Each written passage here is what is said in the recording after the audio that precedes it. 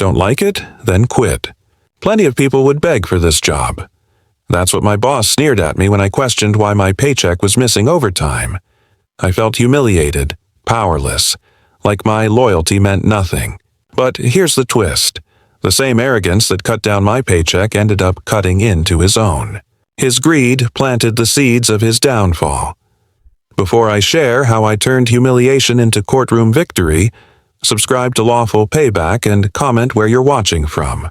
Your support keeps these stories alive and proves that truth still matters.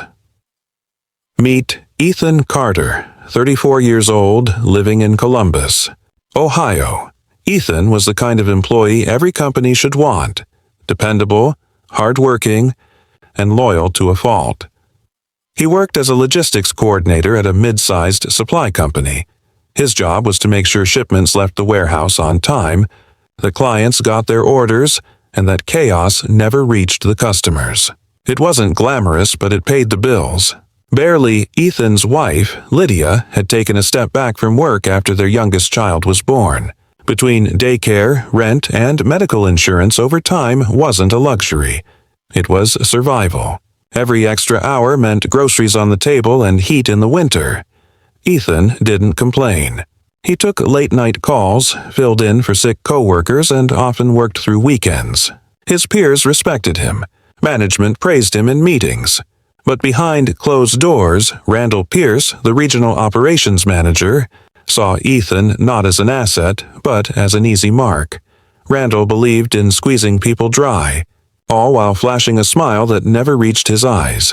And when he saw Ethan's loyalty, he saw opportunity. It began with budget cuts. Randall called Ethan into his office one Friday evening. The blinds were half drawn, and the man sat leaning back in his leather chair, coffee mug in hand, looking smug. "No more overtime," he declared. Corporates tightening belts. "You'll have to make do with 40 hours, Ethan blinked. "Sir, with all due respect, the workload hasn't changed. We can't meet delivery targets without overtime." Randall gave a tight smirk. "Then learn to work faster. I'm not paying for inefficiency." Weeks passed.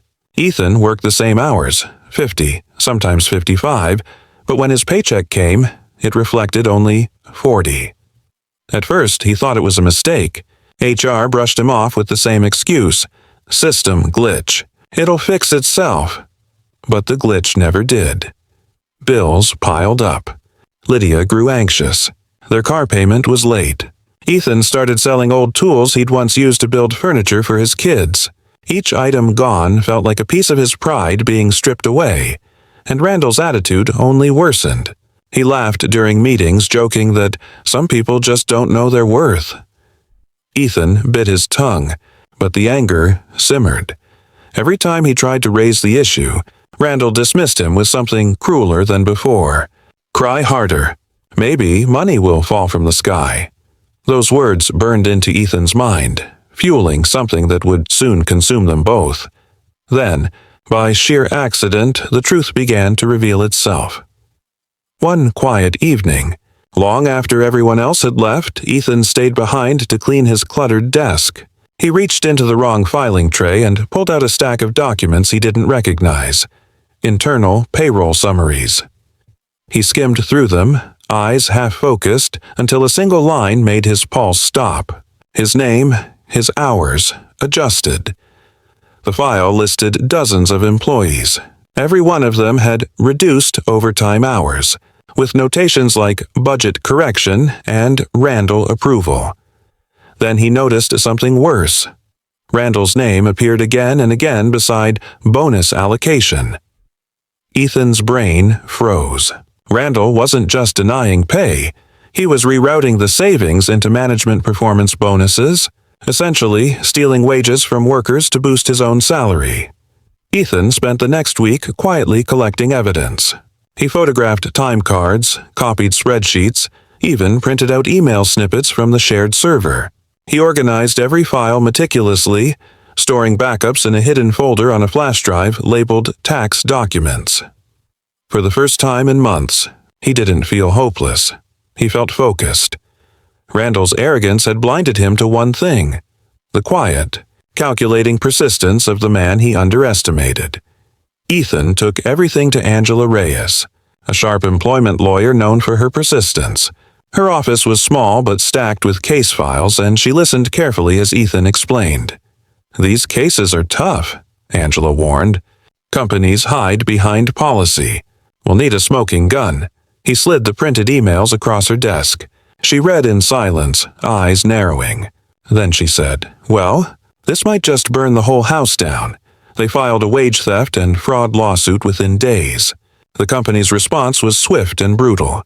Cease and desist letters, threats, and a PR statement claiming Ethan was a disgruntled former employee. Randall strutted through the preliminary hearings like a man untouchable, smirking at Ethan across the courtroom. The first few hearings were demoralizing. Randall's lawyers buried them in paperwork, objected to everything, and painted Ethan as lazy. Even the judge seemed unconvinced. "Mr. Carter," she said once, "do you have anything beyond speculation?" Ethan felt the floor slipping beneath him. He was terrified he'd lose everything: his savings, his reputation, even his chance at justice. Then Angela whispered during recess, "Trust me, the emails will turn the tide." She had subpoenaed Randall's company correspondence, and what she found made the entire courtroom gasp. The courtroom was full that morning. Workers from the company came to watch. Ethan sat quietly, palms sweating, heart pounding. Randall took the stand with the same smug arrogance as always. "Mr. Carter misunderstood payroll procedures," he declared confidently. "Our records are accurate. He's confused about policy." His lawyer clicked through slides and charts filled with meaningless jargon, trying to make the theft sound like accounting complexity. Then Angela stood, calm and composed. "Your Honor, I'd like to present Exhibit C." On the projector appeared an email from Randall himself. The room fell silent as she read it aloud. "Cut overtime. Shift hours. Funnel the balance into management performance bonuses. I'll sign off on it myself." Randall's smirk vanished. His lawyer's hand froze midair. Angela clicked to another email. "The fools don't even notice they're missing hours." "More money for us," murmurs rippled through the room. The judge leaned forward, visibly angry. "Mr. Pierce, would you care to explain this?" Randall stammered, sweat glistening at his temple. "That was taken out of context," Angela interrupted sharply. "Out of context? These messages were sent directly to payroll supervisors. They followed your instructions every single time." The judge's tone turned cold. "Enough." By the end of the session, Randall's arrogance was gone, replaced with silent dread. When the verdict was read, Ethan could barely breathe. This court rules in favor of the plaintiff, Ethan Carter. He was awarded full back pay, triple damages, and attorney's fees, an amount nearly 10 times what Randall had stolen. Randall's performance bonuses were clawed back, and the board terminated him immediately. Within weeks, his name was synonymous with fraud in the industry. But the victory went deeper than money. Ethan's case sparked an internal audit that revealed years of systemic wage theft. Dozens of employees, warehouse staff, drivers, clerks received long overdue compensation. Ethan became something of a quiet hero among them. People he'd never met stopped by his desk, shaking his hand, saying, "Thank you for standing up." That night when he came home, Lydia hugged him tighter than ever before. Tears filled her eyes as she whispered, "You didn't just fight for us, you fought for everyone they cheated." Ethan finally exhaled the anger he'd been holding in for months. The humiliation, the sleepless nights, the self-doubt, all of it turned into something powerful, proof that integrity still wins. As he looked out his window that night, he thought of Randall's words. "Cry harder," and he smiled, because sometimes justice cries louder than any boss ever could. Ethan's story is a reminder that silence only helps the powerful. When you're wronged, document, persist, and fight back. His courage didn't just expose one greedy man, it exposed a system that depended on people keeping quiet. If you've ever been underpaid, disrespected, or told to be grateful you even have a job, remember Ethan Carter. Justice may take time, but it never forgets. Subscribe to Lawful Payback, where every story proves one thing: arrogance always leaves a trail, and truth always finds it.